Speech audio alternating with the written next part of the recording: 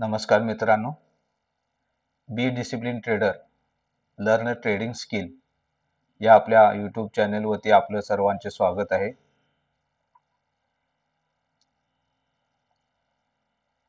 Trading in the zone या पुस्तकाची summary आपण मराठीमध्ये लोकांना देण्याचे काम हाती घेतले आहे. त्या प्रकारे पहिली प्रस्तावना व्हिडिओ गेल्या आठवड्यात आम्ही केली होती. त्या व्हिडिओला आपल्याकडून जे भरभरून प्रतिसाद मिळाला त्याबद्दल सर्वांचे आभार.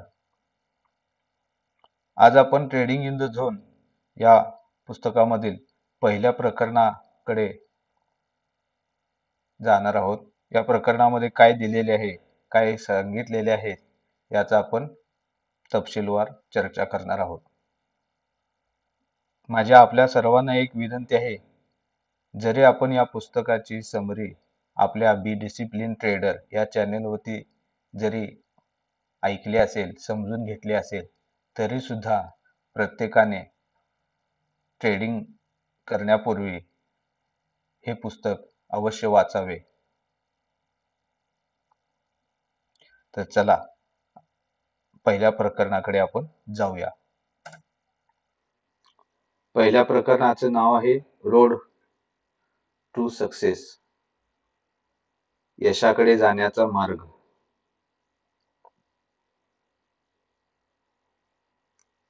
त्यापैकी पहिला मार्ग सांगितलेला आहे फंडामेंटल ॲनालिसिस. जसे की आपण जाणता की कोणत्याही स्टॉकमध्ये स्क्रिप्टमध्ये ट्रेडिंग करण्यापूर्वी त्या स्टॉकचा, त्या स्क्रिप्टचा फंडामेंटल ॲनालिसिस केलं जातं.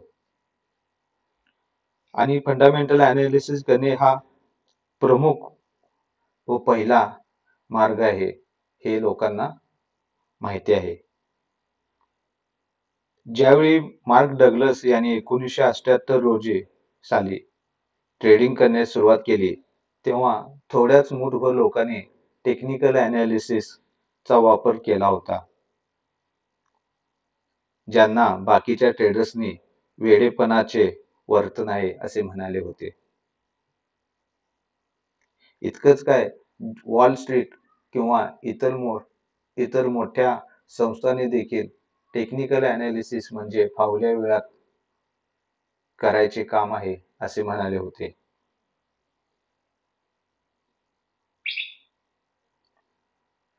म्हणजे त्यावेळी फंडामेंटल ॲनालिसिसला खूप महत्त्व दिलं गेलं होतं. फंडामेंटल ॲनालिसिस करून होणाऱ्या प्राइस मधील चढ उतार शोधण्याचा प्रयत्न सर्वजण करत होते. या उलट फंडामेंटल ॲनालिसिसची सध्याची परिस्थिती पाहिली तर खूपच कमी लोक हे आता फंडामेंटल ॲनालिसिस करत असतात.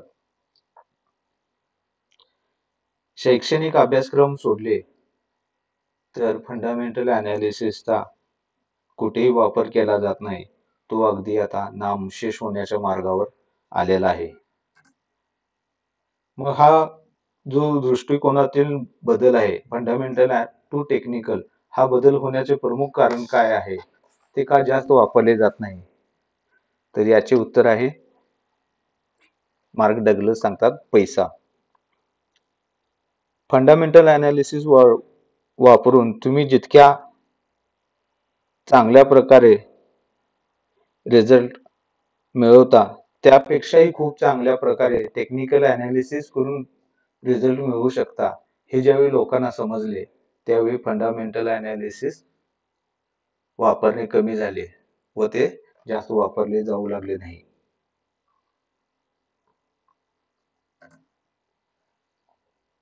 मग या फंडामेंटल ॲनालिसिस मध्ये प्रॉब्लेम काय होते, तर कोणत्याही स्टॉकमध्ये, कोणत्याही मार्केटमध्ये फंडामेंटल ॲनालिसिस हे फक्त गणितीय, सांख्यिकीय तत्वावरती चालते व मार्केट हे सांख्यिकीय तत्वावर न चालता, जास्त न चालता मानसिक तत्वावरती चालत असते. व फंडामेंटल अनालिसिस मध्ये त्या मार्केटमधील बॅलन्स शीट, बिझनेस मॉडेल या गोष्टीचा जास्त वापर केला जात होता. परंतु त्या मार्केटमध्ये सहभाग घेणाऱ्या लोकांची मानसिकता ही कुठे विचारात घेतली जात नव्हती. त्यामुळे टेक्निकल अनालिसिस पेक्षा फंडामेंटल अनालिसिस मध्ये त्याचे रिझल्ट चांगले येऊ लागले नव्हते.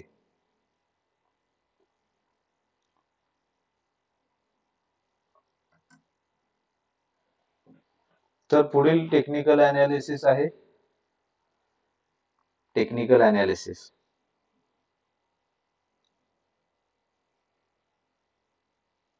टेक्निकल अनालिसिस म्हणजे काय, तर ही एक अशी पद्धत आहे की ज्यामध्ये आपण मार्केटमधील होणारे उतार चढाव हे त्या मार्केटमध्ये सहभाग घेणाऱ्या ट्रेडर्स किंवा पार्टिसिपेट म्हणू आपण या लोकांच्या सामूहिक वर्तनामुळे जी मार्केटला दिशा मिळालेली असते ती दिशा शोधणे व तिचा अंदाज लावण्याचे काम हे टेक्निकल अनालिसिस मध्ये केले जाते.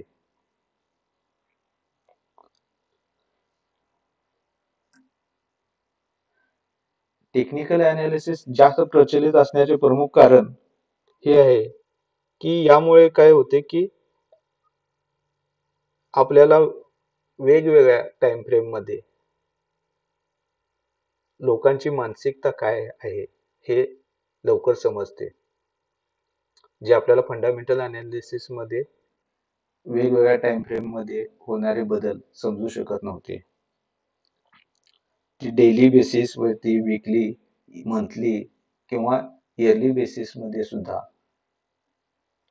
अनालिसिस काय चाललेले आहे हे आपल्याला समजू शकते.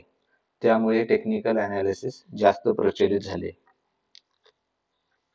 व त्याचमुळे ट्रेडर्सना टेक्निकल अनालिसिस मुळे फंडामेंटल अनालिसिस पेक्षा जास्त मार्केटमध्ये संधी उपलब्ध आहेत याची जाणीव झाली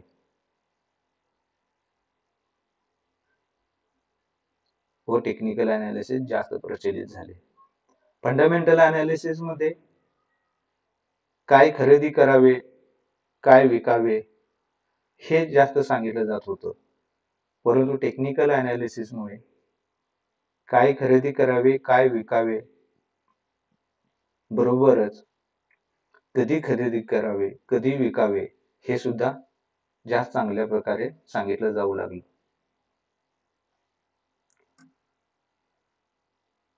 मग हे फंडामेंटल अनालिसिस व टेक्निकल अनालिसिस दोन्ही अनालिसिस जर आपण केले तर मार्केटमध्ये खूप साऱ्या संधी आपल्याला मिळतात, ज्याचा आपण उपयोग करून खूप चांगल्या प्रकारे प्रॉफिट मिळवू शकतो. हे जर खरे असेल तर मग आणखीन काय पाहिजे आहे. तर त्यासाठी मार्क डग्लस सांगतात की तितके पुरेसे नाहीये.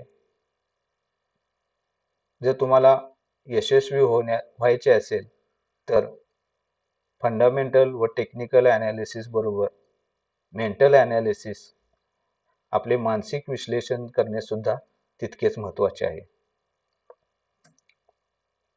मग मेंटल अनालिसिस करण्याची गरज काय आहे, तर त्यासाठी मार्क डग्लस सांगतात की टेक्निकल अनालिसिस करून आपल्याला समजते की मार्केटमध्ये पैसे कमवण्याच्या किती संधी आहेत. भरपूर अमर्याद संधी आहेत.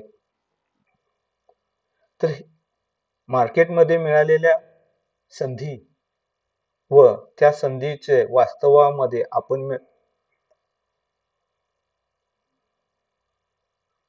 मिळवलेले पैसे किंवा आपण मिळवलेले प्रॉफिट म्हणून, तर हे पाहिल्यानंतर आपल्या मनामध्ये जो या दोघांमधील जो फरक जाणवतो त्या फरकालाच पाहून आपण असमाधानी असतो आणि यामुळेच आपल्याला मेंटल अनालिसिस करण्याची गरज आहे. आपण कोणताही आता चार्ट काढून पाहिला तर आपल्याला सोपे दिसते, साध्यापणाने दिसते, कोणताही टेक्निकल अनालिसिस करून आपण सांगू शकतो की या ठिकाणी आपली बायची एंट्री होती, आपण या ठिकाणी बाय केलो असतो तर स्टॉक किंवा ती स्क्रिप्ट इतक्या इतक्या रुपये वर गेलेली आहे व आपण या ठिकाणी एक्झिट झालो असतो, आपला फायदा इतका रुपयाचा झाला असता. परंतु ऍक्च्युअली आता आपण चालू मार्केटमध्ये त्या पद्धतीनं अनालिसिस करत नाही. केलेल्या अनालिसिस द्वारे आपण ट्रेडिंग करत नाही आणि हा जो फरक आहे ह्या फरकासाठीच मेंटल अनालिसिस करण्याची गरज आहे असे मार्क सांगतात.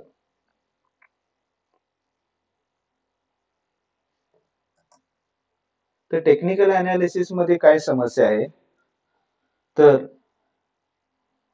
की मार्केटमध्ये आपण जे समजतो आणि ऍक्च्युअली मध्ये जे घडते यामध्ये खूप मोठी तफावत असते. जसे जसे आपण टेक्निकल अनालिसिस करतो त्या पद्धतीने आपल्याला अनेक संधी दिसू लागतात, परंतु त्या संधीचा आपण योग्य प्रकारे वापर करून घेत नाही. हीच टेक्निकल अनालिसिस मध्ये खूप मोठी समस्या आहे. Psychological gap.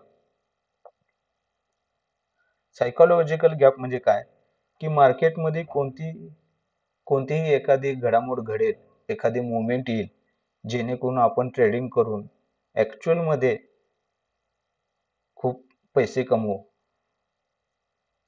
हा जो फरक आहे या फरकालाच आपण सायकोलॉजिकल गॅप म्हणतो. आपण विचार करणे, ट्रेडिंगचा प्लॅन करणे व ऍक्च्युअल ट्रेडिंग करणे, ट्रेडिंगचा एक्झिक्युशन केल्यानंतर प्लॅन प्रमाणे राहणे यामध्ये जो फरक आहे त्या फरकाला आपण सायकोलॉजिकल गॅप म्हणतो.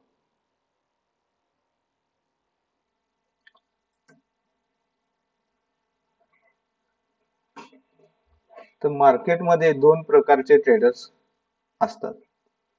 एक की जे सातत्याने प्रॉफिट मिळवत असतात व दुसरे जे सातत्याने लॉस करून घेत असतात, तोटा करून घेत असतात.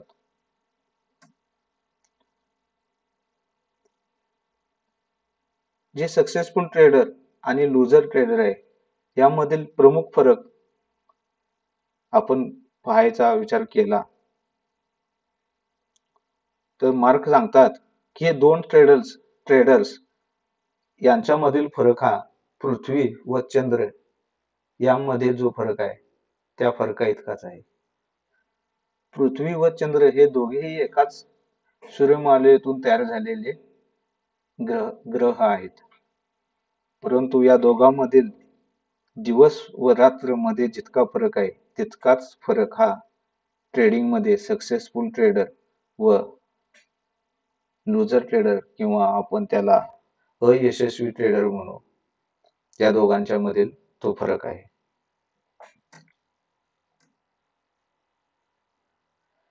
मग हे कन्सिस्टन्स प्रॉफिटेबल ट्रेडर जे आहेत ते तयार कसे होतात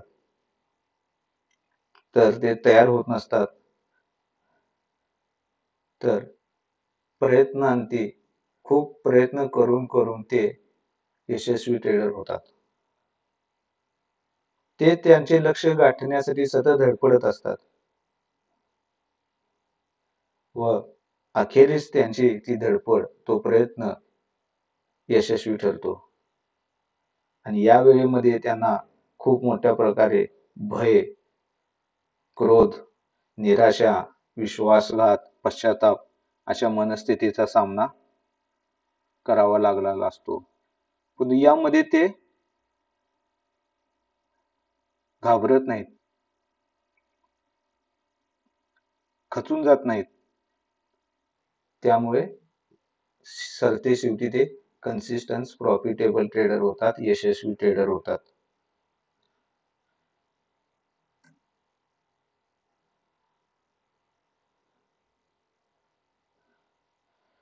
म्हणजे जे यशस्वी ट्रेडर्स होतात त्यांच्याकडे अशी कोणती गोष्ट आहे जी अयशस्वी ट्रेडर यांच्याकडे नाहीये.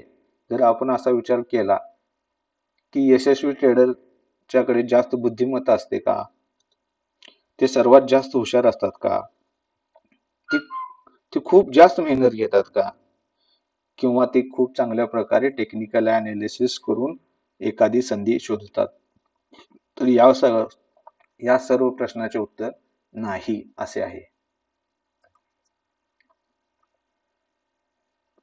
याच्या उलट जे लुजर ट्रेडर्स आहेत, अयशस्वी ट्रेडर आहेत, तर ह्या ट्रेडरमध्ये प्रामुख्याने आपण पाहिले तर खूप सारे लोक डॉक्टर्स असतात, वकील्स असतात, इंजिनिअरिंग असतात, इंजिनियर्स असतात, मोठमोठ्या बँकेमधील काम करणारे अधिकारी, श्रीमंत निवृत्त व्यक्ती असतात, उद्योजक असतात.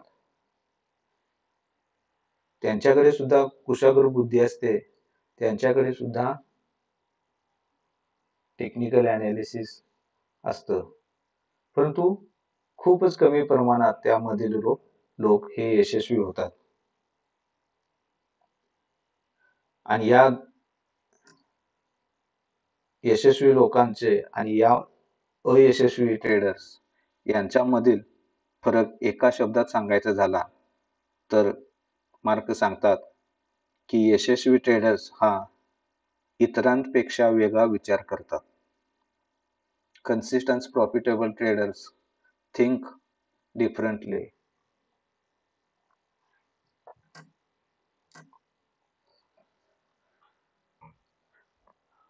Market psychology. जसे आपण प्रत्येक व्यक्तीची एक सायकॉलॉजी वेगवेगळी असते, त्याच पद्धतीने मार्केटची स्वतःची एक सायकॉलॉजी असते. मार्केटची स्वतःची एक मानसिकता असते व ही मानसिकता तयार कशातून होते, तर ही तुमच्या आमच्या सारख्या प्रत्येक लोकांच्या मानसिकतेतून तयार होत असते. व मार्केटमध्ये सहभाग घेणाऱ्या जास्तीत जास्त लोकांची मानसिकता ज्यावेळी एका दिशेने जाते, त्याच दिशेने मार्केटमध्ये चढ उतार होत असतो.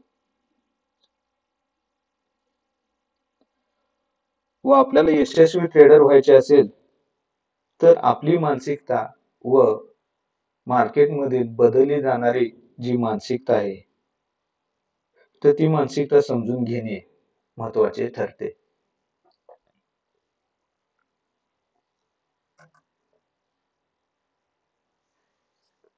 तर कन्सिस्टंट प्रॉफिटेबल ट्रेडर्स यांनी कोणती मानसिकता तयार केलेली आहे, तर त्या जर आपल्याला आपली मानसिकता कन्सिस्टंट प्रॉफिटेबल ट्रेडर यांच्यासारखी करायची असेल तर कोणत्या गोष्टीचा आपण जास्त विचार केला पाहिजे,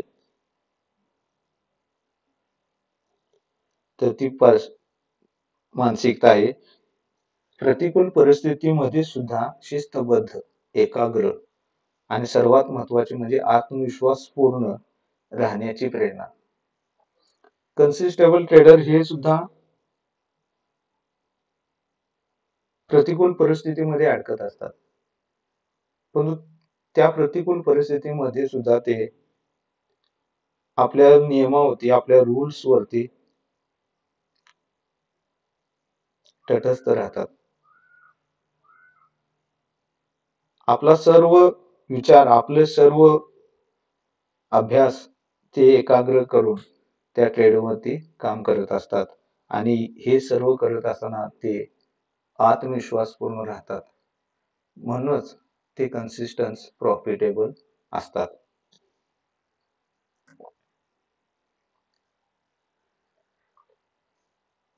आपण ट्रेडिंग करतो किंवा कन्सिस्टंट प्रॉफिटेबल असणारा ट्रेडर्स हा सुद्धा ट्रेडिंग करतो.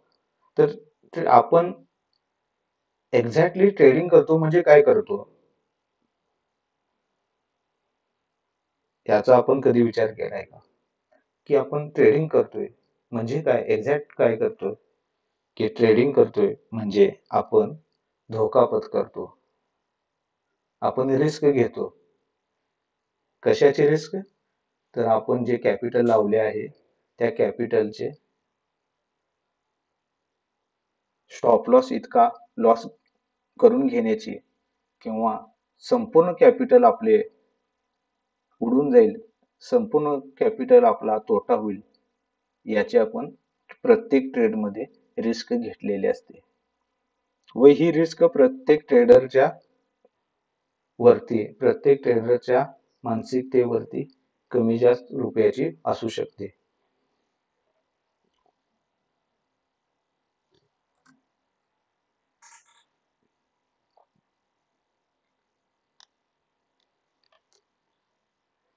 पण ज्यावेळी आपण ट्रेडिंग करत असतो तर त्यावेळी आपण त्या ट्रेडमध्ये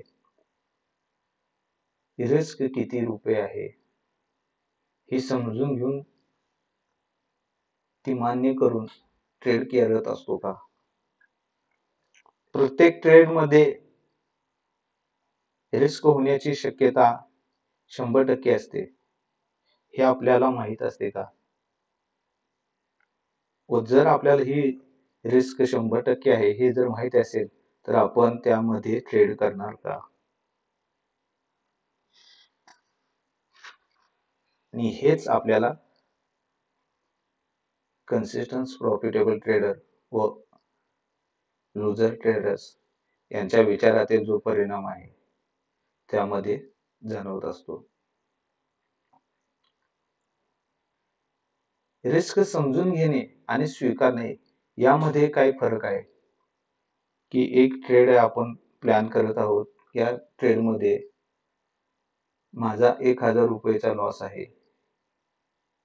हे आपण ट्रेड घेण्यापूर्वी ज्यावेळी समजून घेतो त्याला आपण समजून घेणे म्हणतो.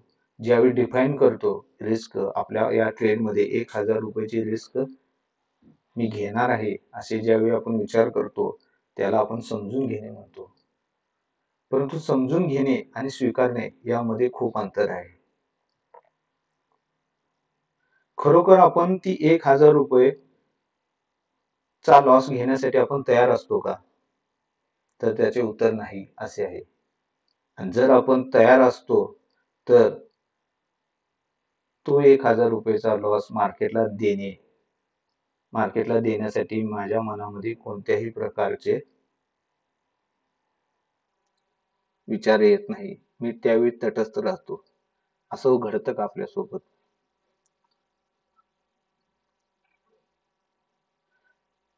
जो प्रॉफिटेबल यशस्वी ट्रेडर आहे तो केवळ रिस्क घेत नाही तर तो स्वीकारतो देखील. आणि जेव्हा तुम्ही पूर्ण रिस्क स्वीकाराल तेव्हाच तुमच्या ट्रेडिंग कारकिर्दीमध्ये त्याचा यशस्वीरित्या खोलवर परिणाम होईल.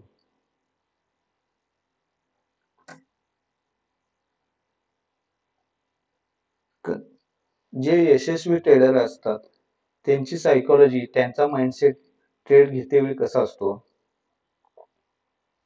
तर ते प्रत्येक ट्रेड घेतेवेळी कोणत्याही प्रकारचे संकोच करत नाही की या ट्रेडमध्ये माझा फायदा होईल का, या ट्रेडमध्ये मला लॉस होणार नाही ना, गेल्या पाठीमागील माझ्या 4-5 ट्रेडमध्ये मला सतत लॉस झाला आहे, तर या ट्रेडमध्ये सुद्धा लॉस झाला तर मी काय करू, अशा प्रकारचे मन विचलित करणारे प्रश्न त्यांना कधीही भेडसावत नाहीत.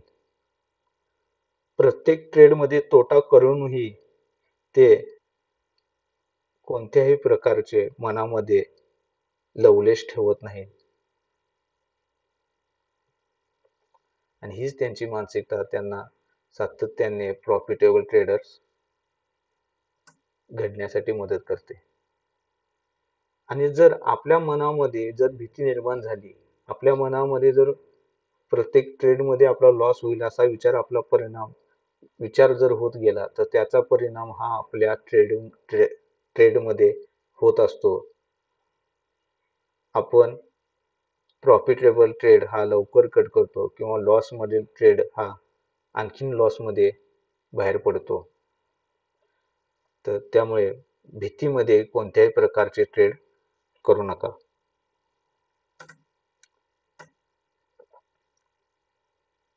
हे जे लुझर ट्रेडर्स असतात, अयशस्वी ट्रेडर्स असतात, तर ते कशाला घाबरतात? तर मार्क या ठिकाणी सांगतात की ते घाबरतात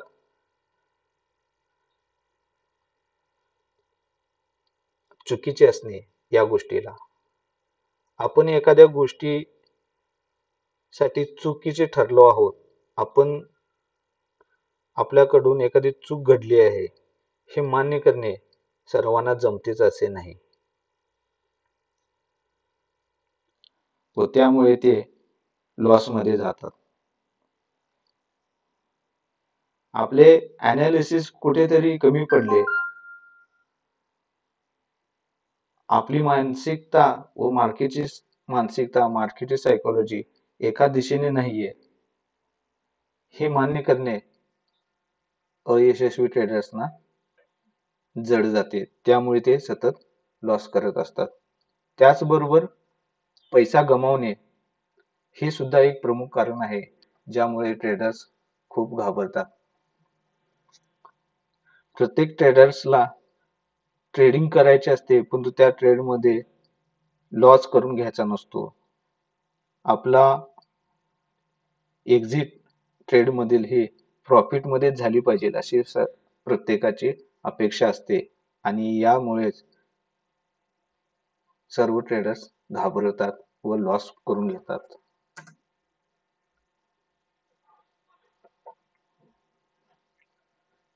तर लुजर ट्रेडर्सच्या मनामध्ये सतत एक प्रश्न पडतो, तो म्हणजे मार्केट हे अनिश्चित आहे. मार्केटमध्ये कधीही काहीही गोष्टी घडू शकतात.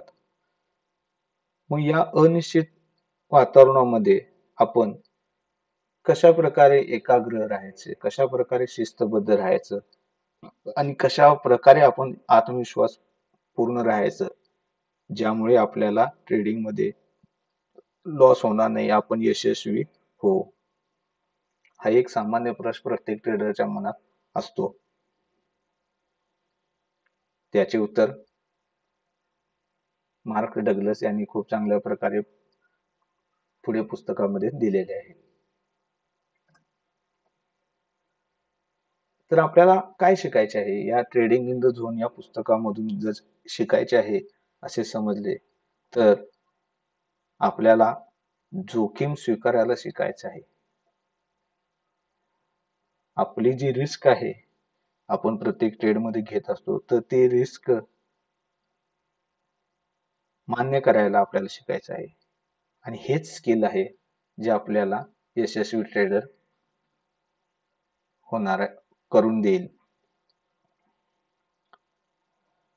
पण ज्यावेळी आपण जोखीम स्वीकारायला शिकू, रिस्क स्वीकारायला शिकू, रिस्क साठी आपण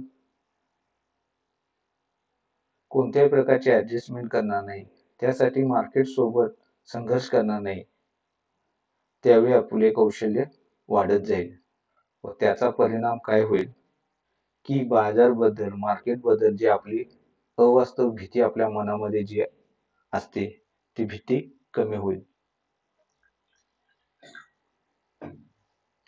मार्केट आपल्याला वेगवेगळ्या प्रकारे अनेक इन्फॉर्मेशन देत असते.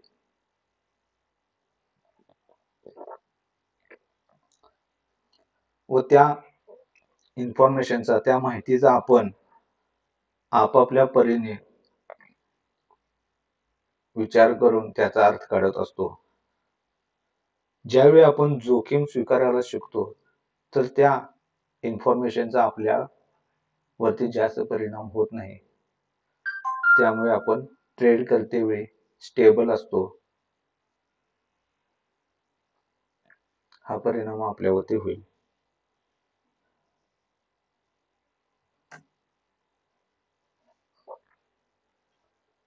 मार्क डग्लस आणखीन एक सांगतात की मान्य कराल शिका. मान्य कराल शिका म्हणजे आपण चुकलो आहोत, आपण कुठेतरी कमी पडलो आहोत हे मान्य करा. त्याचबरोबर बाजारमध्ये ज्यावेळी मार्केटमध्ये आपण ट्रेड करत असतो तेव्हा फायदा होणार आहे, तोटा पण होणार आहे. तो कोणतीही एक अवस्था ही कायमस्वरूपी नसणार आहे आपल्यासोबत. म्हणजे आज तुम्ही कंटिन्यू सातत्याने प्रॉफिटेबल मिळवत असाल तर तुम्हाला भविष्यामध्ये कधीही लॉस होणारच नाही असे होणार नाही. याच्या उलट तुम्ही जर लॉस करून घेत असाल तर तुम्ही शेवटपर्यंत लॉसच करून घेणार आहे असं होणार नाही. तर मार्केटमध्ये तुम्ही जर काम करत असाल तर मान्य करायला शिका की कोणतीही गोष्ट ही शाश्वत नाहीये.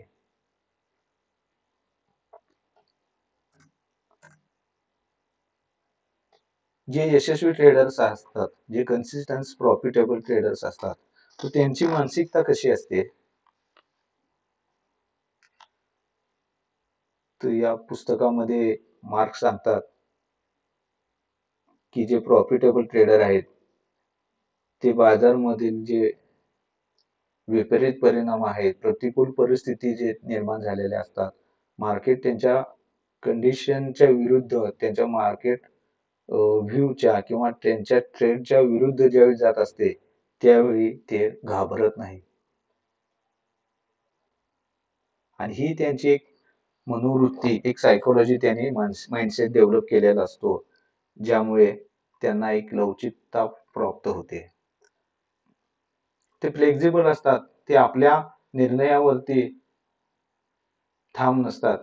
ठाम नसतात म्हणजे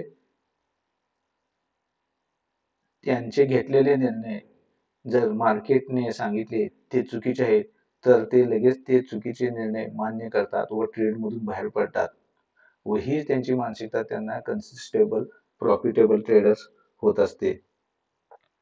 या विरुद्ध जे लुजर्स ट्रेडर्स असतात, जे अयशस्वी ट्रेडर असतात, ते आपले निर्णय बदलत नाही. त्यामुळे ते सतत लॉस करून घेतात.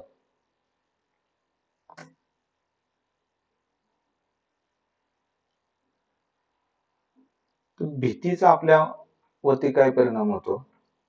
जेव्हा आपली भीती आपल्या विरुद्ध अशा प्रकारे वागेल की तुम्हाला ज्या गोष्टीची भीती वाटते तीच गोष्ट आधी घडेल.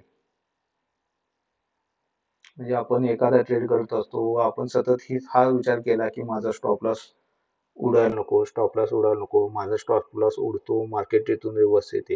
ही जर आपल्या मनामध्ये सतत भीती असेल, तर आपण स्टॉप लॉस कमी रुपयाचा लावणार व मार्केट तो स्टॉप लॉस हिट करूनच परत रिव्हर्स होणार, आपल्या डायरेक्शनला जाणार.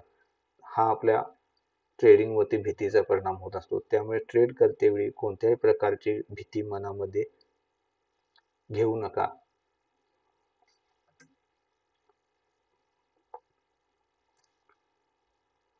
ट्रेडिंगसाठी महत्त्वाचे काय आहे?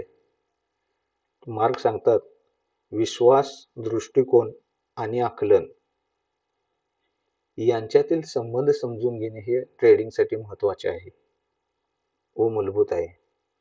आपल्या ॲनालिसिस होती, आपल्या सेटअप होती, आपल्या स्ट्रॅटेजीवरती विश्वास पाहिजेल आहे व त्यानुसार आपण एखादा ट्रेड प्लॅन तयार करायचा असतो.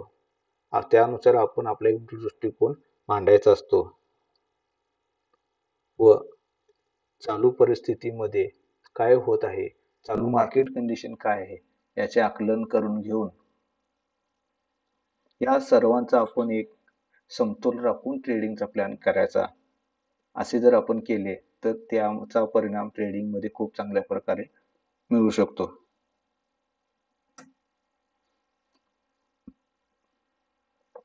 मार्क सांगतात की मार्केट हे एक चक्रव्यूह सारखे आहे.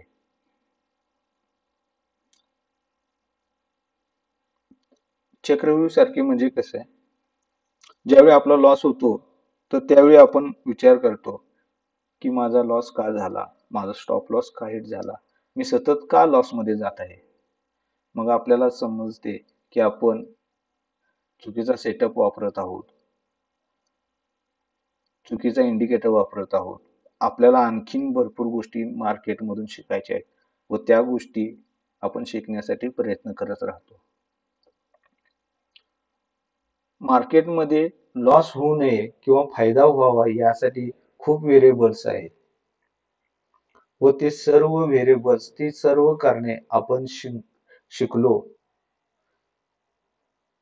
तर आपला लॉस कमी होईल, आपण प्रॉफिट मध्ये जाईल, अशी एक कल्पना अयशस्वी ट्रेडर्सना येत असते.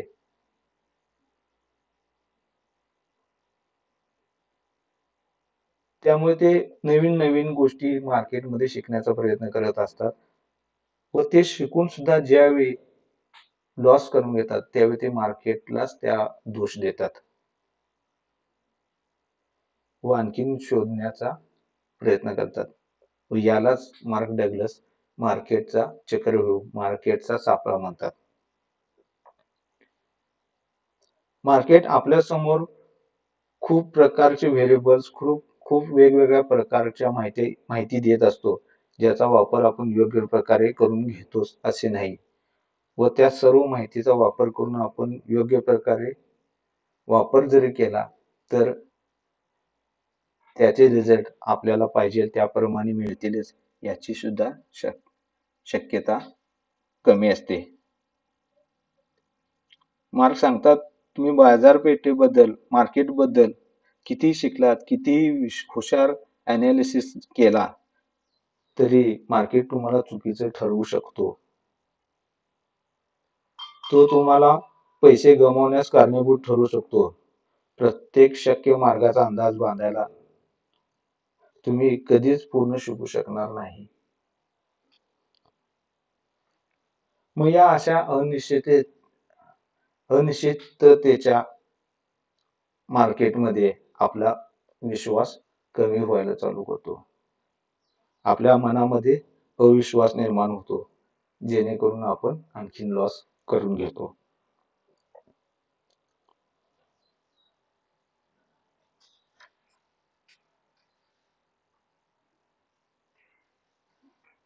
तर या मार्केटच्या चक्रव्यूहामध्ये काम करत असताना आपल्याकडे काही पर्याय आहे.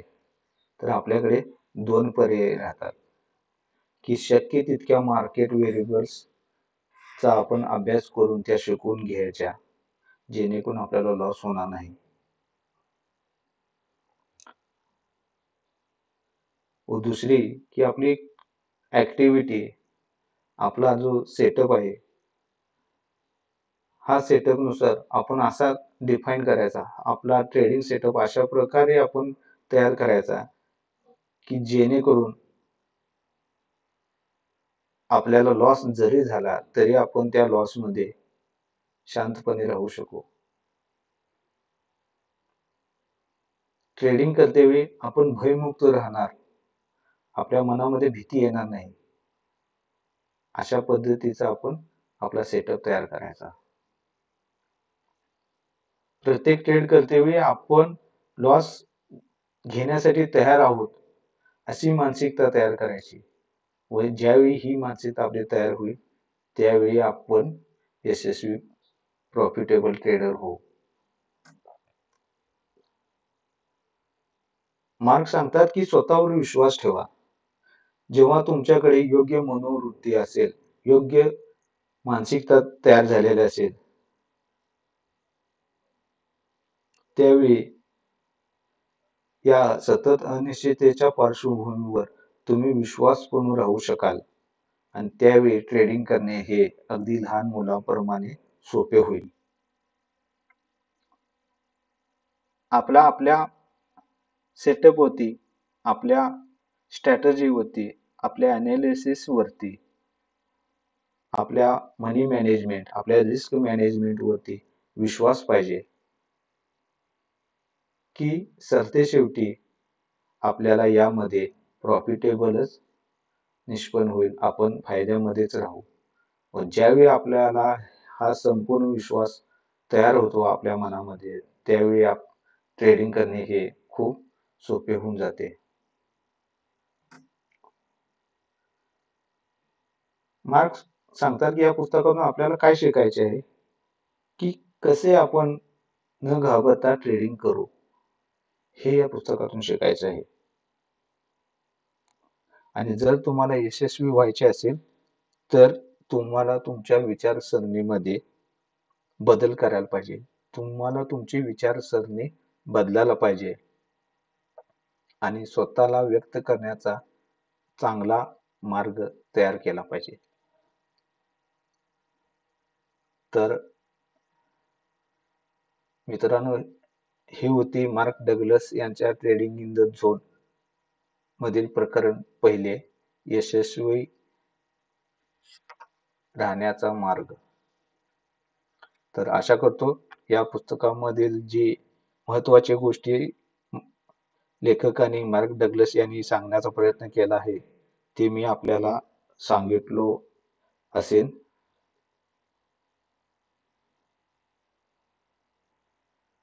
तर असेच आपले चॅनेल्स होते आपण सबस्क्राईब करा, लाईक करा, शेअर करा व आपल्या इतर मित्रांना देखील हा व्हिडिओ पाहण्यासाठी शेअर करा, जेणेकरून सर्वजणांची ट्रेडिंगची सायकॉलॉजी बदलून जाईल व त्यांचा लॉस कमी होईल. धन्यवाद.